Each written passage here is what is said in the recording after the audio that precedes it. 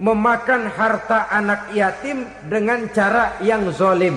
Nih, memang lezat.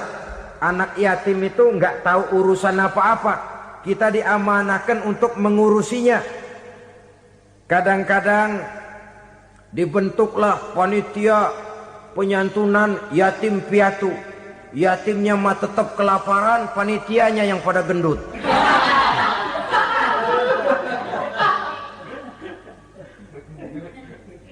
Padahal memakan harta anak yatim termasuk perbuatan dosa besar. Dan menjantuni yatim merupakan perbuatan mulia. Nabi mengatakan, ana wa kafilul yatim kahataini yaumal qiyamah. Aku dan orang-orang yang menyantuni anak yatim seperti dua jari ini pada hari kiamat nanti. Dekat sekali. Jikalau ingin di hari akhir nanti dekat dengan Rasul, bersahabatlah dengan anak-anak yatim. Jadilah pengurus anak-anak yatim. Bangunlah panti-panti asuhan yatim. Pada saat bapak ibunya meninggal, kitalah yang menjadi orang tuanya. Bahkan sedemikian besar perhatian Islam terhadap anak-anak yatim ini, sehingga Quran memberikan peringatan, ara'aital ladzi yukadzibu biddin fadzalikal ladzi yad'ul yatim wa la yahuddu ala ta'amil miskin. Tahukah kamu siapa orang yang mendustakan agama? Beragama tapi dianggap dusta, solatnya dusta, puasanya dusta karena agamanya sudah berdusta. Siapa mereka? Fadzalikal ladzi yad'ul yatim, orang yang menyia-nyiakan anak yatim. Wala yahuddu ala ta'amil miskin, dan tidak pernah memberi makan kepada orang-orang yang menderita kemiskinan. Menyia-nyiakan, meninggalkan anak yatim termasuk perbuatan yang divonis kita sebagai orang yang mendustakan agama.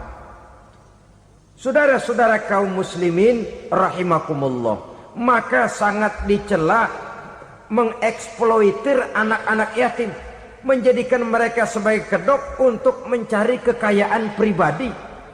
Tetapi jikalau ikhlas, ganjarannya sangat besar, nilai pahalanya sangat besar.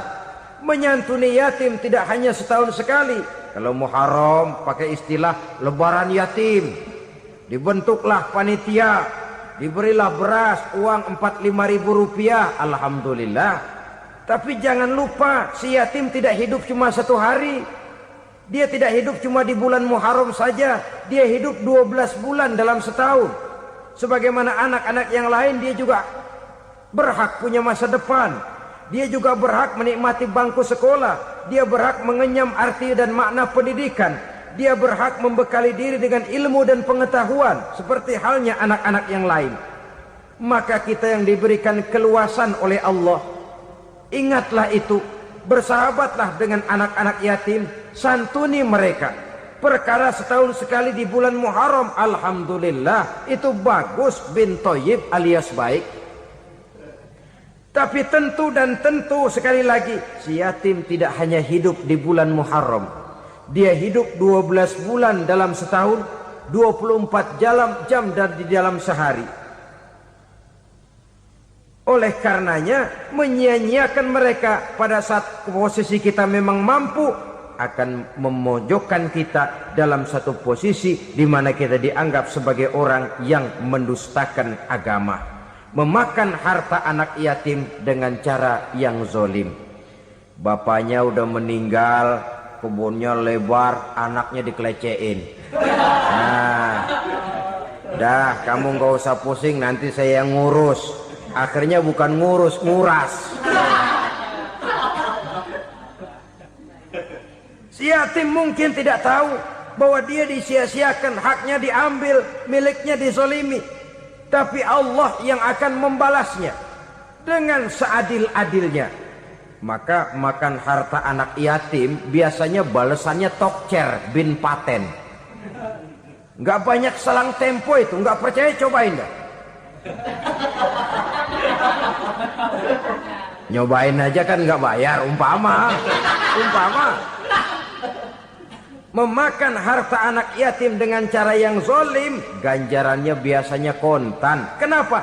Ratapan si miskin, untayan air matanya, jeritan kepedihan hatinya, membuka pintu langit, permohonannya diijabah, getaran hatinya didengarkan oleh Allah, maka balasannya biasanya kontan, spontan, tidak menunggu waktu terlalu lama. Itu di dunia, belum lagi di akhirat nanti. Bukankah dalam riwayat Mi'raj diceritakan Nabi melihat di neraka itu orang perutnya sebesar rumah. La haula wala quwata. Itu perut kayak rumah, bagaimana jalannya tuh orang? Dan memang gak jalan, diseret-seret oleh malaikat di neraka itu. Hancur perutnya, amburadul itu perut. Berantakan isinya, dibulatkan lagi, diseret lagi, hancur lagi, dibulatkan lagi. Sampai Nabi tanya, orang itu begitu berat siksanya kenapa ya Jibril? Itu Muhammad, waktu di dunia dulu rakus banget makan harta anak yatim. Begitu vonisnya, begitu menyedihkan nasibnya di akhirat. Tapi di dunia pun ketidakberkahan itu sudah membayangi kehidupannya. Oleh karena itu, kepada saudara-saudara yang mendapat titipan anak yatim, berbahagialah, karena semulia-mulia rumah adalah rumah yang di dalamnya ada anak yatim yang disantuni. Sehina-hina rumah adalah rumah di mana di dalamnya ada anak yatim yang disia-siakan. Begitu kata Nabi kita. Rumah yang paling mulia dalam pandangan Allah, rumah yang di dalamnya ada anak yatim yang disantuni. Rumah yang paling hina dalam pandangan Allah, rumah yang di dalamnya ada anak yatim yang nasibnya disia-siakan. Berbahagialah saudara apabila menjadi penyantun anak-anak yatim, pelindung mereka, sehingga mereka mempunyai masa depan sebagaimana anak-anak lainnya. Rasulullah sendiri sedemikian peka terhadap keadaan anak-anak yatim karena beliau sendiri memang mengalami. Umur 6 bulan dalam kandungan ibu, beliau sudah ditinggalkan oleh ayahnya. Pada saat berusia 6 tahun, ibu sudah meninggal. Yatim piatu dalam usia di mana beliau sedang perlu belas kasih seorang ibu dan pengertian seorang bapa. Kepekaan itu lalu timbul, bahkan kemudian sampai kepada beliau berkata, aku dan orang yang menyantuni anak yatim seperti jari tengah dan jari telunjuk di hari akhirat nanti. Sedemikian dekatnya. Orang-orang tua bijaksana yang diceritakan di dalam Al-Quran, kalau sudah berpikir tentang anak-anaknya, pertanyaan yang paling mereka risaukan ialah, ma ta'buduna min ba'di? Anakku, kalau pada satu saat aku, ayahmu sudah tidak ada lagi di dunia ini, meninggalkan kamu semua, ma ta'buduna min ba'di? Apa yang akan kamu sembah nak? Jikalau sekarang ayahmu masih mau ke masjid, masih mau melakukan rukuk dan sujud, masih beribadah menyembah Allah Subhanahu wa ta'ala, kalau orang tuamu sudah tidak ada, ma ta'buduna min ba'di? Masihkah engkau mau datang ke masjid?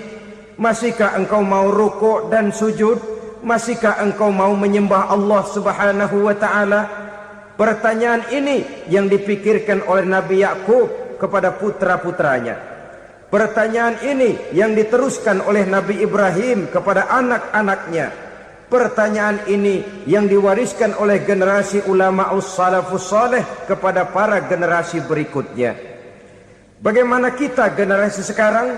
Kita orang-orang tua sekarang bukan berfikir ma ta'buduna min ba'di, malah yang kita fikirkan ma ta'kuluna min ba'di. Kalau bapak tidak ada nanti kamu makan apa nak? Perkara kamu nyembah apa urusan nomor 18. Yang penting kamu nanti hidup bisa makan nak. Maka kita sibuk mewariskan harta kepada anak-anak kita. Kita sibuk mewariskan kebun dan tanah kepada anak-anak kita. Kita sibuk mewariskan pabrik kepada anak-anak kita, sementara kita lupa mewariskan intan yang paling mahal, mewariskan mutiara yang paling berharga, yaitu nilai iman kepada Allah Subhanahu wa ta'ala. Alangkah baiknya apabila warisan harta, warisan tanah dan kebun, warisan rumah dan pabrik didasari lebih dahulu dengan mewariskan nilai iman kepada Allah Subhanahu wa taala. Sebagai orang-orang tua, kita boleh bersedih kalau anak kita tidak mengerti komputer. Kita boleh bersedih kalau anak kita tidak mengerti matematika. Kita boleh bersedih kalau anak kita tidak mengerti bahasa Inggris. Tapi sewajarnya lebih bersedihlah kita orang tua jikalau mempunyai anak yang tidak kenal Allah sebagai Tuhannya, yang kemudian tidak mau rukuk dan sujud kepada Allah Tuhannya. Itulah kemalangan yang paling malang bila kita meninggalkan generasi yang tidak bertauhid kepada Allah Subhanahu wa taala. Betapapun anak kita tidak ngerti komputer, saudara, paling-paling kerugiannya cuma kerugian dunia. Masuk dia ke alam barzakh, munkar nakir tidak akan sempat tanya kau belajar komputer apa tidak. Kumpul dia di padang mahsyar, malaikat juga tidak akan tanya matematikamu nilainya berapa. Yang ditanya kau kenal Allah, kau rukuk dan sujud kepadanya, kau pernah datang ke masjid. Oleh karena itu sekali lagi, menjaga nilai iman tidak hanya untuk kita, tetapi juga mewariskannya kepada anak-anak kita generasi yang akan datang. Sungguh kemalangan yang paling besar apabila kita meninggalkan anak-anak kita. Mereka kita tinggalkan lemah ekonominya, itu tidak baik. Mereka kita tinggalkan lemah otaknya, itu pun akan membuat mereka tertinggal oleh yang lain. Tapi yang paling celaka, jikalau kita tinggalkan mereka dalam kondisi lemah imannya, rapuh akidahnya, tidak baik dan tidak betul keyakinan hidupnya. Oleh karena itu Nabi berpesan, jauhilah 7 perkara yang merusak. Yang pertama, syirik kepada Allah Subhanahu wa taala. Menyekutukan Allah baik dalam ucapan, dalam keyakinan ataupun dalam perbuatan. Ini perkara pertama yang termasuk 7 perusak besar di dalam kehidupan. Kalau sudah jatuh kita ke lembah syirik, bagaimanapun banyak kebaikan yang kita kerjakan, berjiwa sosial, bertangan pemurah, gemar menolong orang lain, kalau memang dasarnya syirik, maka seluruh kebaikan kita akan hancur, tidak akan ada nilainya dalam pandangan Allah Subhanahu wa taala. Dalam pandangan manusia, mungkin kita dicatat sebagai orang sosial, gemar menolong orang lain, tidak berpangku tangan melihat orang yang mendapat kesulitan. Tapi oleh karena dasarnya syirik, dasarnya tidak mentauhidkan Allah, maka seluruh nilai kebaikan yang kita kerjakan tidak akan ada nilainya dalam pandangan Allah Subhanahu wa taala. Maka jagalah iman kita jangan sampai dihinggapi penyakit syirik yang bagaimana kecilnya sekalipun. Sekali lagi, baik syirik dalam bentuk ucapan, syirik dalam bentuk keyakinan, sampai kepada syirik dalam bentuk perbuatan, kita berhindar kepada sifat-sifat yang sedemikian itu. Karena apa? Dalam satu ayat Quran Allah Subhanahu wa taala menjelaskan, innallaha la yaghfiru ayyushraka bih wa yaghfiru ma duna dzalika liman yasha. Allah tidak akan memberi ampun kepada orang-orang yang menyekutukannya, tapi Allah masih mau memberikan ampun kepada dosa-dosa yang selain itu bagi orang-orang yang dikehendakinya. Dosa selain syirik, apabila kita bertaubat, Allah masih mau mengampuni. Tapi kalau sudah jatuh ke tempat syirik, itu sudah dosa yang tidak berampun. Taubatnya tidak lain melepas syirik, kembali kepada tauhid, berkeyakinan bahwa hanya ada Allah Subhanahu wa taala, Tuhan satu-satunya yang lam yalid wa lam yulad wa lam yakul lahu kufuwan ahad. Tidak beranak, tidak pula diperanakkan, dan tidak satupun yang dapat menyerupai Tuhan Allah Subhanahu wa ta'ala. Saudara-saudara kaum muslimin rahimakumullah, bahwa kita di zaman sekarang memang tidak menyembah berhala, ya. Bahwa kita tidak berterang-terangan mengatakan Tuhan lebih dari satu, memang. Bahwa kita tidak berkeyakinan Tuhan itu punya anak atau diperanakkan, tentu.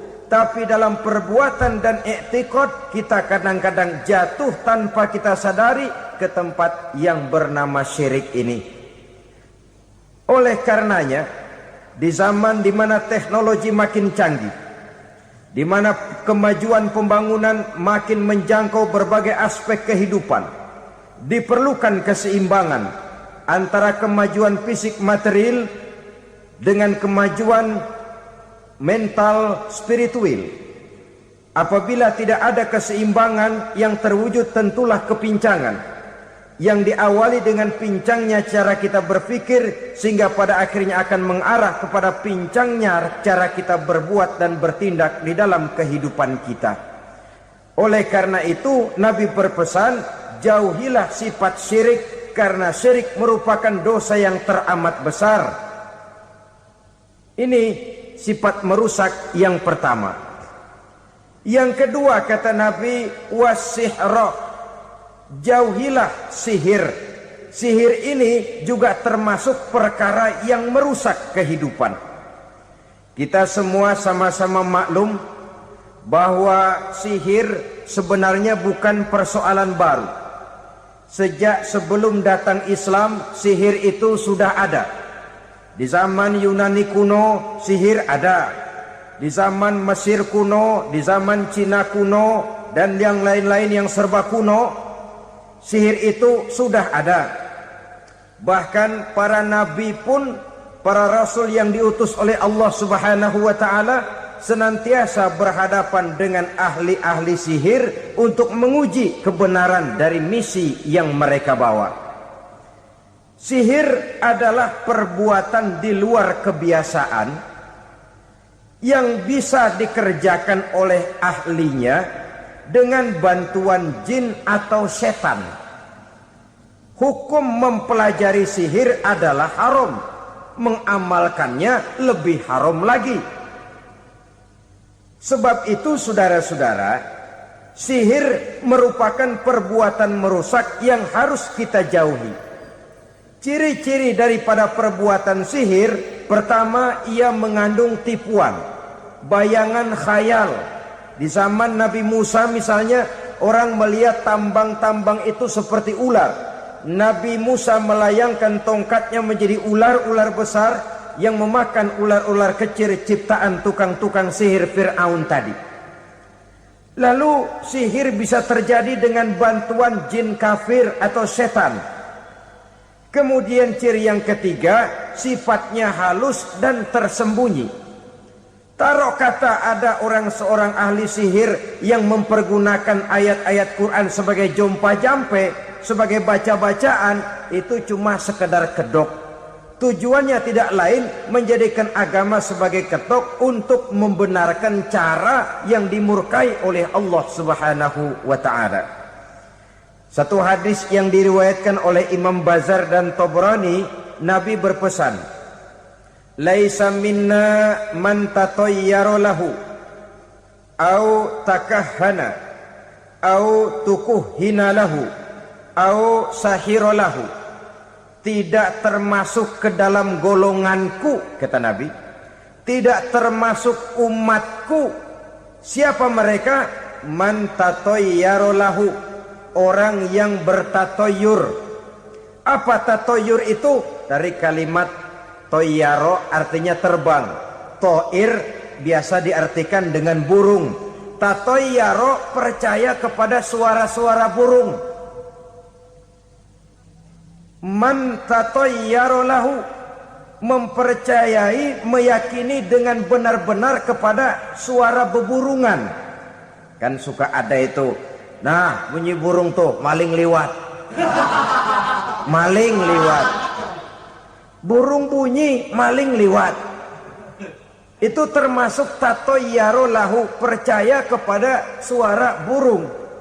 Kan aneh kalau suara orang nggak dipercaya, suara burung malah dipercaya. Ada ustadz ceramah, kiai ngaji, nggak mau didengerin, burung dengerin bener. Nah, suaranya dari sebelah mana? Belah kulon. Nah, itu tandanya ano.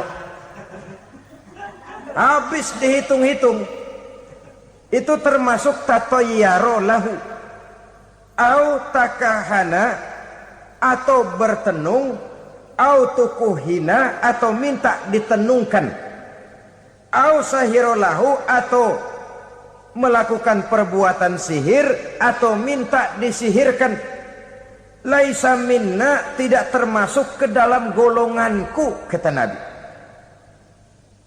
Sehingga dengan demikian saudara-saudara, menghadapi sihir dengan sihir sekalipun termasuk perbuatan yang tidak diajarkan oleh agama.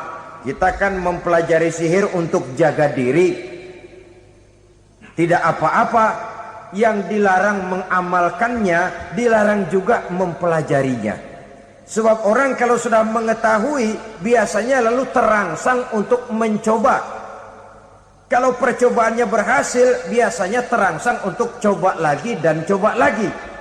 Pada akhirnya ketagihan, lalu beralih menjadi profesi, apalagi itu nanti bisa mendatangkan hasil uang. Saudara-saudara kaum muslimin rahimakumullah, kita manusia makhluk nyata, kita hidup di alam nyata, terikat oleh sunnatullah, causality. Oleh karenanya bagi kita keyakinan yang penuh, keikhlasan di dalam bertuhankan Allah, penyerahan diri sepenuhnya hanya kepadanya, itu sudah merupakan obat penangkal yang sangat ampuh agar kita tidak terkena penyakit-penyakit yang dibuat oleh setan dan para pembantunya.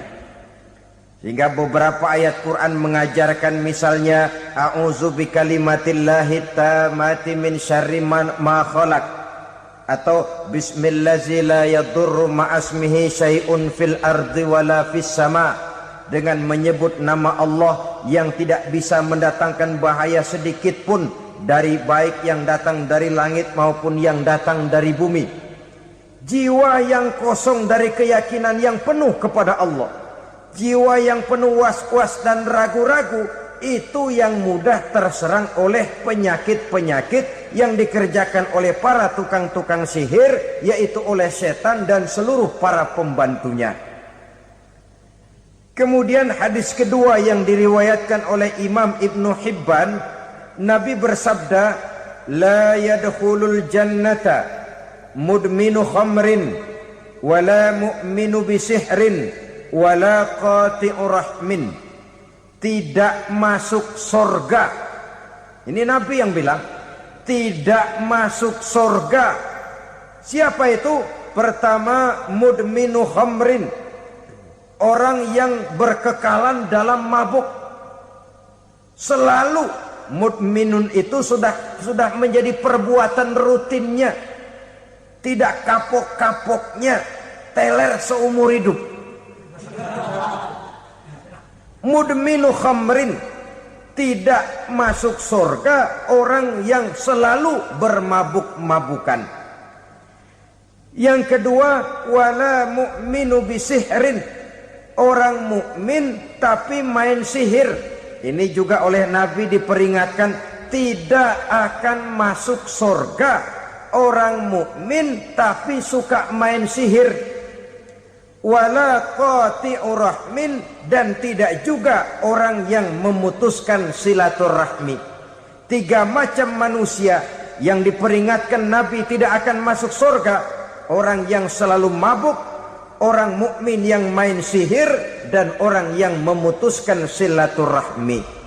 Saudara-saudara kaum muslimin rahimakumullah. Lalu orang berkata, kenapa dilarang kita bersihir padahal Rasul sendiri kan punya mukjizat? Nah, kita memang harus membedakan antara mukjizat dengan sihir. Dalam kehidupan agama kita kenal ada yang namanya mukjizat, ada yang namanya karomah atau keramat biasa diucapkan, ada yang namanya maunah, ada yang namanya irhas, ada juga yang namanya sihir. Kesemuanya ini berbeda, saudara-saudara. Yang dinamakan mukjizat itu khusus untuk para rasul saja. Satu kejadian luar biasa yang terjadi dilakukan oleh Rasul atas izin dari Allah Subhanahu wa ta'ala. Perbedaannya dengan sihir jelas. Sihir dari setan, mukjizat dari Allah. Sihir bisa dipelajari, mukjizat tidak. Sihir umumnya untuk maksud-maksud yang tidak baik, sedangkan mukjizat untuk memperkuat kebenaran yang disampaikan oleh para rasul dan ditentang oleh umatnya. Bahkan kafir Quraisy dahulu menganggap orang-orang ahli sihir itu berada dalam satu posisi yang hina, sehingga mereka mengatakan dan menuduh Nabi Muhammad sebagai tukang sihir. Tuduhan sebagai tukang sihir adalah tuduhan yang sangat aib dan hina. Di tengah masyarakat kufar jahiliyah, kedudukan tukang sihir dipandang sebagai kedudukan yang hina, sehingga mereka mengejek Nabi dengan sebutan tukang sihir. Jadi mukjizat hanya untuk Rasul saja. Kemudian karomah. Karomah ini asal kata dari karomah, kehormatan, kemuliaan yang diberikan Allah kepada hamba-hambanya yang rajin mendekatkan diri kepadanya. Oleh karena ketekunannya melaksanakan ibadah, Allah memberikan keistimewaan kepada orang itu, yang dengan keistimewaannya dia bisa mengerjakan yang tidak bisa dikerjakan oleh orang lain. Karomah hanya bisa dicapai dengan prestasi ibadah. Kalau sihir, mau ibadah apa enggak, asal dia belajar, bersatu dan berteman dengan setan, memenuhi persyaratan-persyaratan setan, biasanya lalu bisa. Sedangkan karomah tidak mungkin terwujud tanpa orang mendekatkan diri sedekat-dekatnya kepada Allah Subhanahu wa ta'ala. Maka kita lihat biasanya orang-orang yang punya ilmu sihir, mukanya rata-rata nggak enak dilihat. Kumuh, jauh dari air wudhu, jauh dari sujud kepada Allah, malah berteman dengan setan, menjadi pelayan-pelayannya setan. Saudara-saudara, adapun maunah, keistimewaan yang diberikan Allah kepada hamba-hambanya yang belum sampai kepada tingkat wali, tapi orang itu lebih banyak kebaikannya daripada kesalahannya. Umpamanya, saudara jalan bertiga di pinggir jalan, saudara ada pada posisi di tengah, lalu bertiga ini ketabrak mobil. Menurut perhitungan saudara mati lebih dahulu, tapi terjadi hal yang aneh, dua teman saudara mati, saudara malah cuma luka dan lecet sedikit saja. Apa itu? Kalau kita lebih banyak kebaikannya daripada kesalahannya, itu yang dinamakan maunah, pertolongan yang diberikan Allah kepada hamba-hambanya yang lebih banyak kebaikannya daripada kesalahannya. Sedangkan yang dinamakan irhas, kejadian luar biasa pada diri seseorang pada waktu dia masih kecil, yang menunjukkan tanda-tanda keistimewaannya. Itu umumnya pada para nabi pada usia kecilnya sudah ada irhas, tanda-tanda istimewa. Jelas baik mukjizat, karomah, maunah maupun irhas berbeda dengan sihir. Sihir ini jelas saja merupakan bantuan dan persekutuan antara manusia dengan setan. Padahal setan, kata Allah dalam Al-Quran, innahu lakum aduwwum mubin, sesungguhnya setan bagi kamu adalah musuh yang sangat jelas. Saudara-saudara kaum muslimin rahimakumullah, di zaman sekarang dalam menghadapi beban kehidupan yang makin pelik, menghadapi stres yang tidak kunjung selesai, menghadapi persoalan-persoalan yang teramat berat, orang sering mencari jalan keluar kepada hal-hal yang menurut pendapatnya bisa meringankan beban moralnya itu. Pergilah dia mencari sesuatu yang dapat meringankan bebannya. Dan tidak jarang yang jatuh ke pangkuan tukang-tukang tenung, ke pangkuan tukang-tukang sihir, yang mereka itu oleh Quran dijelaskan kadzabal munajjimun walau sodaku. Tukang-tukang tenung, tukang-tukang sihir, mereka itu bohong walaupun benar. Maksudnya bohong walaupun benar, artinya kalau yang mereka kerjakan benar, itu sih kebenaran. Benar dengan kebenaran itu lain. Kebenaran, kebetulan bisa, tapi tidak untuk selalu. Apalagi kalau itu sudah membahayakan kehidupan orang lain. Jadi oleh karena itu Nabi berpesan, jauhilah daripada sihir. Kalau sudah jauhilah dari sihir, artinya ya jauhilah daripada mempelajarinya, jauhilah daripada bergaul dengan orang-orang yang ahli di bidang itu, karena dari pergaulan segalanya bisa menular. Baiklah saudara, ini yang kedua. Yang ketiga pesan Nabi, wa qatlan nafsil lati harramallahu illa bil haq. Membunuh orang lain dengan cara yang tidak benar.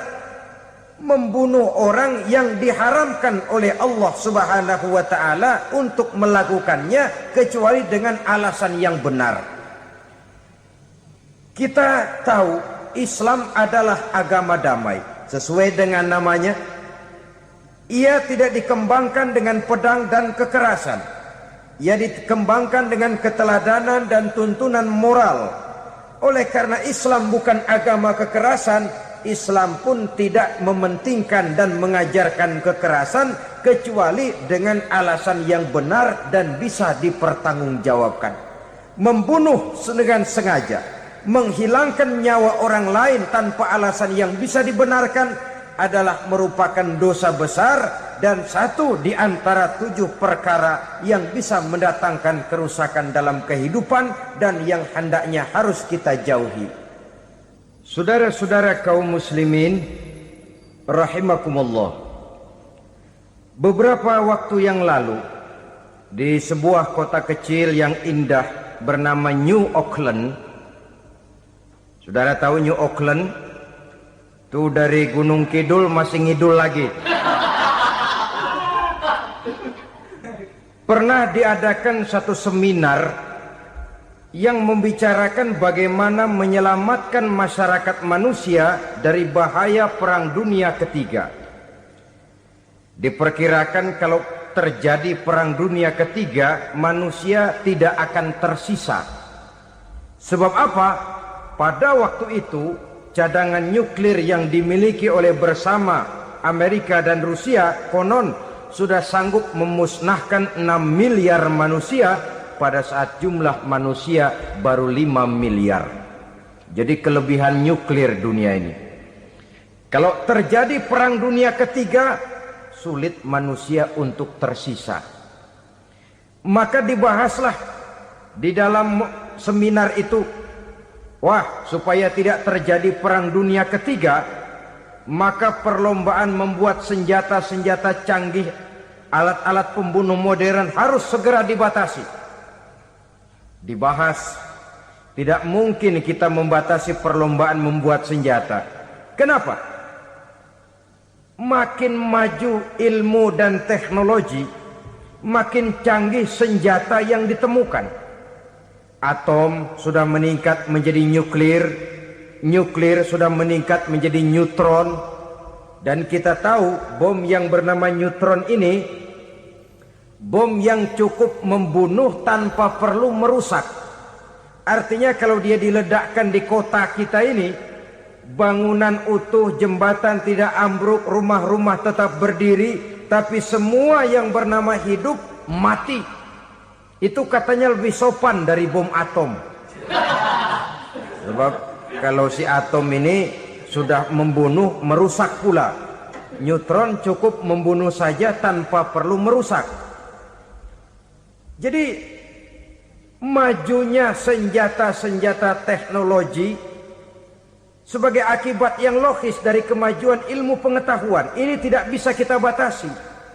Dan memang sebenarnya yang bahaya bukan senjatanya, tapi manusia yang mengendalikan senjata itu. Mereka kembali kepada prinsip the man behind the gun. Bukan senjatanya yang bahaya, tapi manusia yang mengendalikan senjata itu yang bahaya. Walaupun senjatanya modern, katakanlah model M16 umpamanya, kalau yang mengendalikannya orang beriman, insya Allah aman. Tapi biar megang cuma senapan angin, kalau yang megang orang brutal, ngeri kita deket-deket.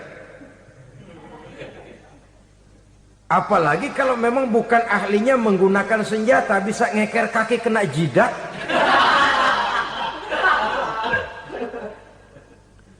Mereka kembali kepada prinsip lama yang tetap baru, bukan senjatanya yang harus dibatasi, manusia yang mengendalikan senjata itu yang perlu dibicarakan. Nah, kalau begitu agar manusia tidak mempergunakan senjata sewenang-wenang, apa yang harus kita lakukan?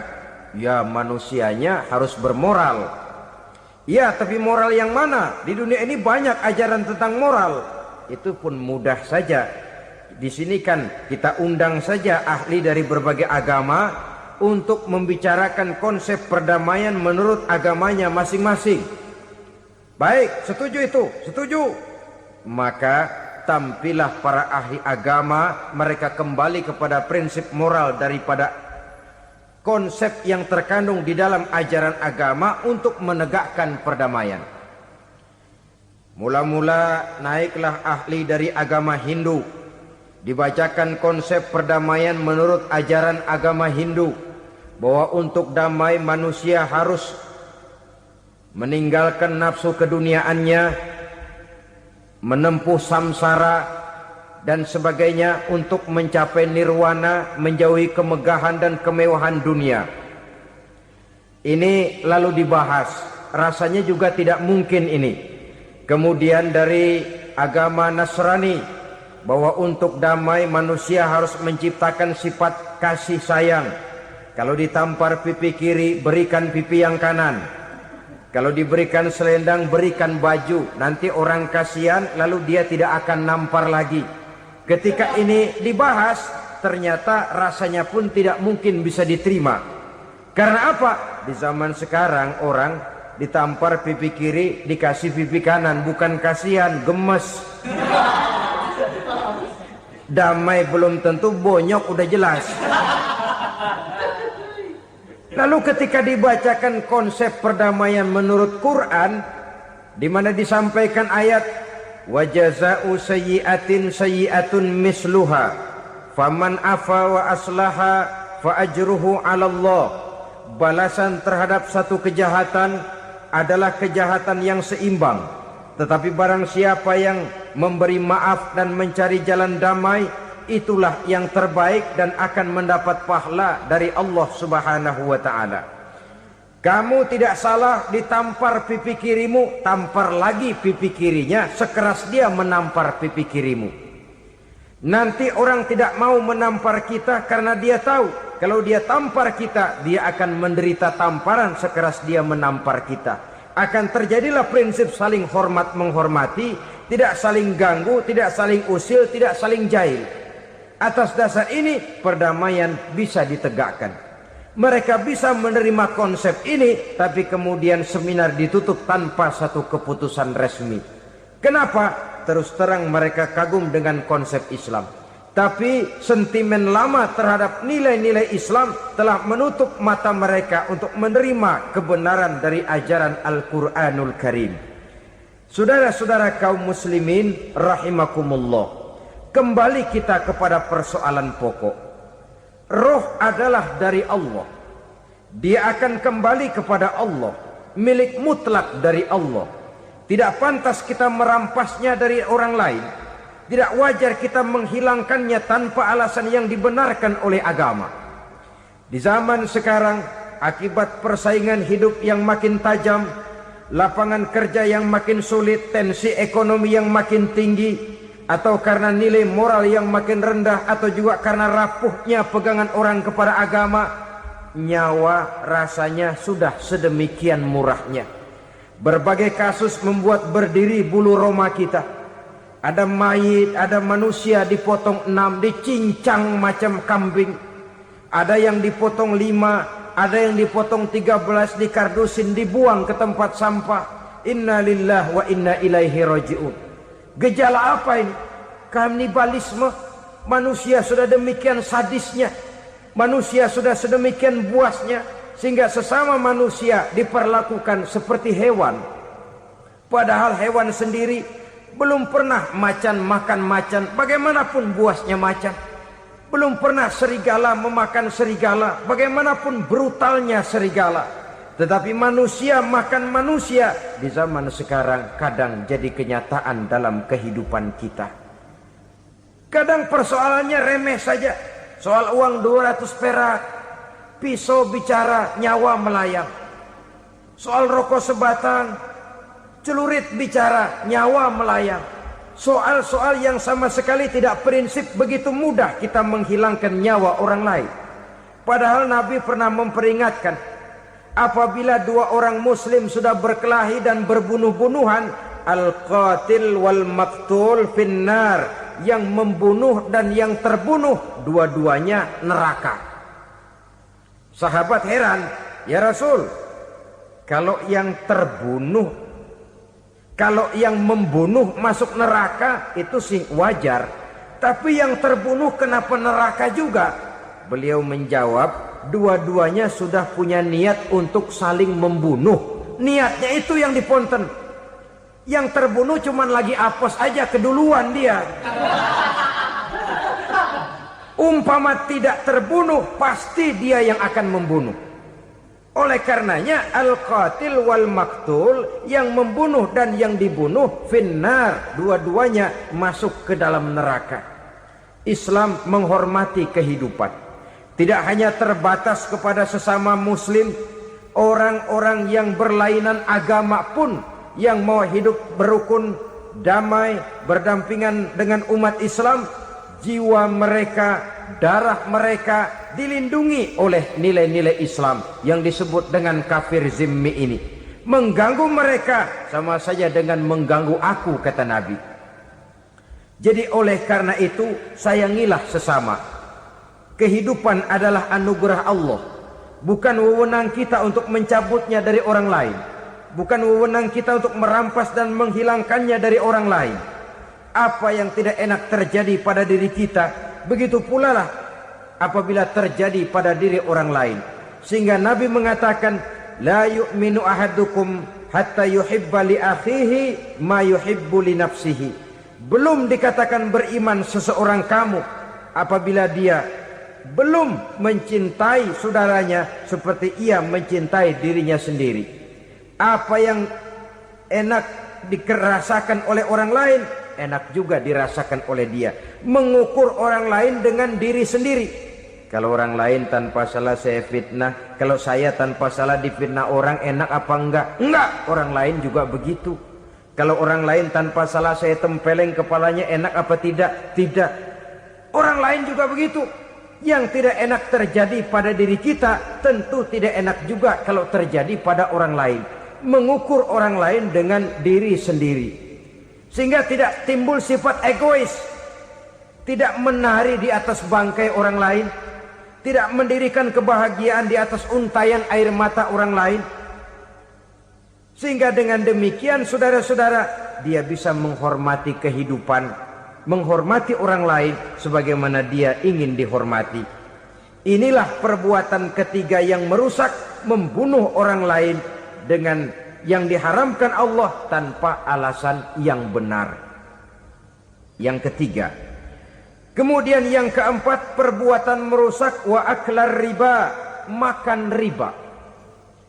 Hidup adalah tolong menolong. Bahasa kerennya take and give katanya. Saling memberi dan saling menerima. Nabi mengajarkan, man kuraba kurbatan min kurabid dunya karaballahu lahu kurbatan min kurabi yaumal qiyamah wallahu fi aunil abdi madamal abdu fi auni akhihi.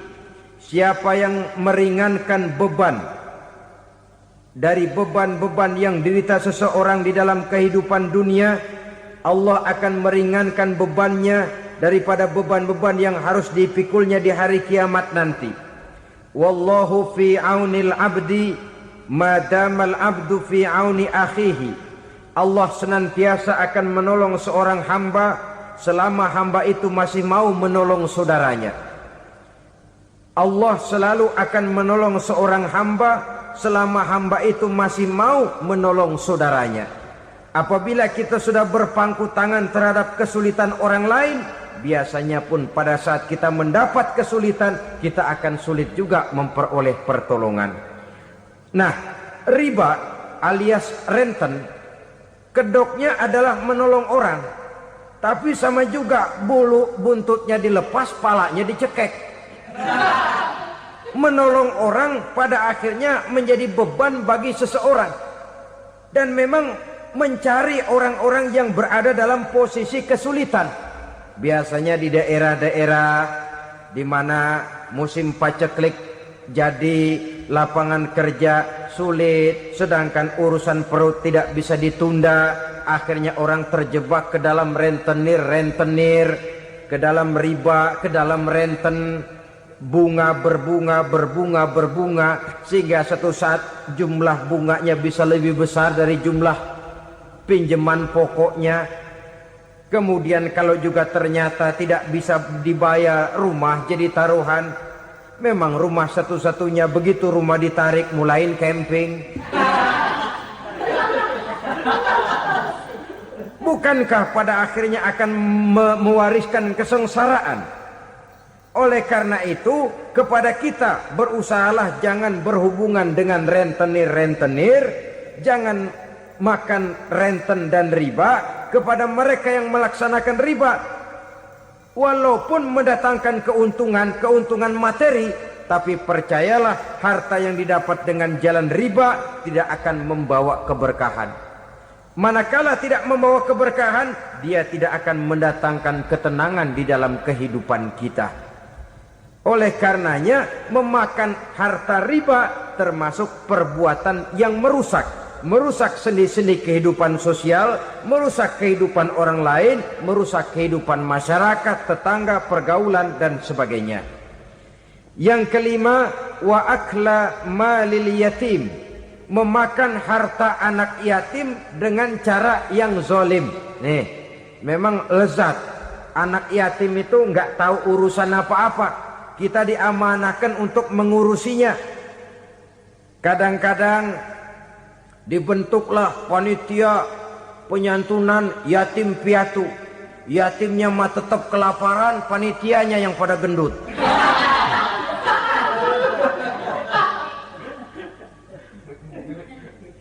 Padahal memakan harta anak yatim termasuk perbuatan dosa besar. Dan menjantuni yatim merupakan perbuatan mulia. Nabi mengatakan, ana wa kafilul yatim kahataini yaumal qiyamah. Aku dan orang-orang yang menyantuni anak yatim seperti dua jari ini pada hari kiamat nanti. Dekat sekali. Jikalau ingin di hari akhir nanti dekat dengan Rasul, bersahabatlah dengan anak-anak yatim. Jadilah pengurus anak-anak yatim. Bangunlah panti-panti asuhan yatim. Pada saat bapak ibunya meninggal, kitalah yang menjadi orang tuanya.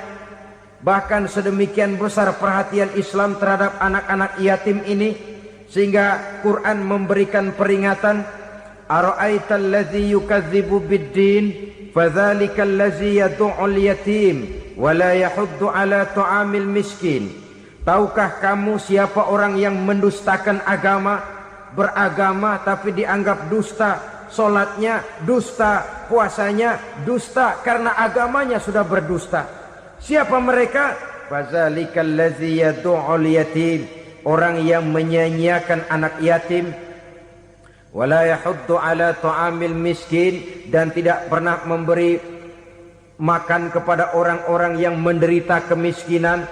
Menyia-nyiakan, meninggalkan anak yatim termasuk perbuatan yang divonis kita sebagai orang yang mendustakan agama.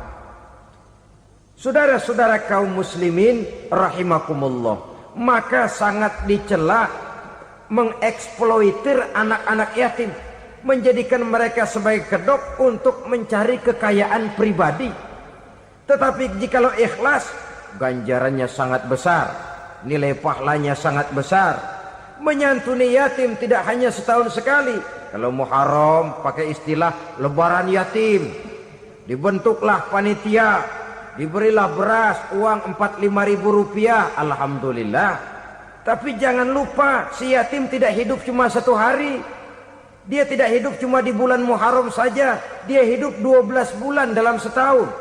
Sebagaimana anak-anak yang lain, dia juga berhak punya masa depan. Dia juga berhak menikmati bangku sekolah. Dia berhak mengenyam arti dan makna pendidikan. Dia berhak membekali diri dengan ilmu dan pengetahuan seperti halnya anak-anak yang lain. Maka kita yang diberikan keluasan oleh Allah, ingatlah itu, bersahabatlah dengan anak-anak yatim, santuni mereka. Perkara setahun sekali di bulan Muharram, alhamdulillah, itu bagus bin Thayyib alias baik. Tapi tentu dan tentu sekali lagi, si yatim tidak hanya hidup di bulan Muharram. Dia hidup 12 bulan dalam setahun, 24 jam dan di dalam sehari. Oleh karenanya, menyia-nyiakan mereka pada saat posisi kita memang mampu akan memojokkan kita dalam satu posisi di mana kita dianggap sebagai orang yang mendustakan agama. Memakan harta anak yatim dengan cara yang zolim. Bapaknya udah meninggal, kebunnya lebar, anaknya dikelecehin. Nah, dah kamu gak usah pusing, nanti saya yang ngurus. Akhirnya bukan ngurus, nguras. Si yatim mungkin tidak tahu bahwa dia disia-siakan, haknya diambil, miliknya dizolimi. Tapi Allah yang akan membalasnya dengan seadil-adilnya. Maka makan harta anak yatim biasanya balasannya tokcer bin paten. Nggak banyak selang tempo itu, nggak percaya cobain dah. Nyobain aja kan nggak bayar, umpama. Memakan harta anak yatim dengan cara yang zolim, ganjarannya biasanya kontan. Kenapa? Ratapan si miskin, untayan air matanya, jeritan kepedihan hatinya, membuka pintu langit, permohonannya diijabah, getaran hatinya didengarkan oleh Allah. Maka balasannya biasanya kontan, spontan, tidak menunggu waktu terlalu lama. Itu di dunia, belum lagi di akhirat nanti. Bukankah dalam riwayat Mi'raj diceritakan Nabi melihat di neraka itu orang perutnya sebesar rumah. La haula wala quwata. Itu perut kayak rumah, bagaimana jalannya tuh orang. Dan memang gak jalan, diseret-seret oleh malaikat di neraka itu. Hancur perutnya, amburadul itu perut. Berantakan isinya, dibulatkan lagi, diseret lagi, hancur lagi, dibulatkan lagi. Sampai Nabi tanya, orang itu begitu berat siksanya kenapa ya Jibril? Itu Muhammad, waktu di dunia dulu rakus banget makan harta anak yatim. Begitu vonisnya, begitu menyedihkan nasibnya di akhirat. Tapi di dunia pun ketidakberkahan itu sudah membayangi kehidupannya. Oleh karena itu, kepada saudara-saudara yang mendapat titipan anak yatim, berbahagialah, karena semulia-mulia rumah adalah rumah yang di dalamnya ada anak yatim yang disantuni. Sehina-hina rumah adalah rumah di mana di dalamnya ada anak yatim yang disia-siakan. Begitu kata Nabi kita. Rumah yang paling mulia dalam pandangan Allah, rumah yang di dalamnya ada anak yatim yang disantuni. Rumah yang paling hina dalam pandangan Allah, rumah yang di dalamnya ada anak yatim yang nasibnya disia-siakan. Berbahagialah saudara apabila menjadi penyantun anak-anak yatim, pelindung mereka, sehingga mereka mempunyai masa depan sebagaimana anak-anak lainnya. Rasulullah sendiri sedemikian peka terhadap keadaan anak-anak yatim karena beliau sendiri memang mengalami. Umur 6 bulan dalam kandungan ibu, beliau sudah ditinggalkan oleh ayahnya. Pada saat berusia 6 tahun, ibu sudah meninggal. yatim piatu dalam usia di mana beliau sedang perlu belas kasih seorang ibu dan pengertian seorang bapak. Kepekaan itu lalu timbul, bahkan kemudian sampai kepada beliau berkata, aku dan orang yang menyantuni anak yatim seperti jari tengah dan jari telunjuk di hari akhirat nanti. Sedemikian dekatnya. Baiklah ya, jadi yang kelima, memakan harta anak yatim. Jauhi karena ini perbuatan yang merusak. Yang keenam, watawalli yaumaz zahfi, melarikan diri pada hari pertempuran. Apa ini? Khianat. Tidak konsekuen dengan konsep perjuangan. Pada mulanya keras benar teriak, berantas korupsi, ganyang korupsi. Cuma karena belum dapat giliran. Begitu dia naik dapat kesempatan, korupsinya lebih edan dari yang diteriakinya. Ini termasuk tawalli yaumaz zahfi, berpaling pada hari peperangan. Di saat menghadapi musuh, kalau belum kelihatan musuh, teriaknya nyaring bener. Jangan takut demi kebenaran sampai titik darah yang paling penghabisan. Musuh belum kelihatan.